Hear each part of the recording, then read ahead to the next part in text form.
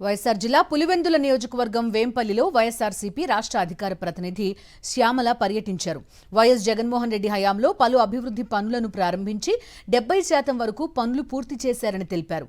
మిగిలిన పనులను కూటమి ప్రభుత్వం పట్టించుకోకపోవడంతో ప్రజలు తీవ్ర ఇబ్బందులు ఎదుర్కొంటున్నారని మండిపడ్డారు.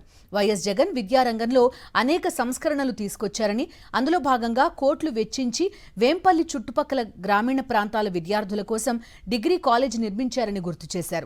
అసంపూర్తిగా నిలిచిపోయిన పెండింగ్ పనులను కూటమి ప్రభుత్వం తక్షణమే పూర్తి చేయాలని డిమాండ్ చేశారు. 20 కోట్ల నిధులను కేటాయించి ఇక్కడ డిగ్రీ కళాశాల ఏర్పాటు చేయడానికి ఆ రోజున జగన్మోహన్ రెడ్డి గారు ఆలోచన చేస్తే, మన గవర్నమెంట్ ఉన్నప్పుడు సగానికి సగం పనులు, ఆల్మోస్ట్ సగం కూడా కాదు, ఇంకా చాలా వరకు పనులు అయిపోయాయి. కొద్ది పనులు మాత్రమే పెండింగ్ ఉండిపోయాయి.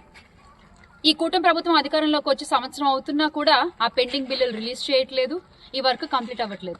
ఇదే ఈ పార్టీ గనక ఇది పూర్తయిపోయి ఉంటే మొత్తం వేంపల్లికే ఇదొక ల్యాండ్ మార్క్ గా ఉండేది, ఇదొక హైలైట్ గా ఉండేది. మొత్తం ఈ వేంపల్లిలోనే చుట్టుపక్కల లొకేషన్ అంతా కూడా చూస్తే విద్యార్థులు చక్కగా చదువుకోవడానికి అనువైన వాతావరణంలో కట్టినటువంటి ఒక డిగ్రీ కళాశాల ఇది.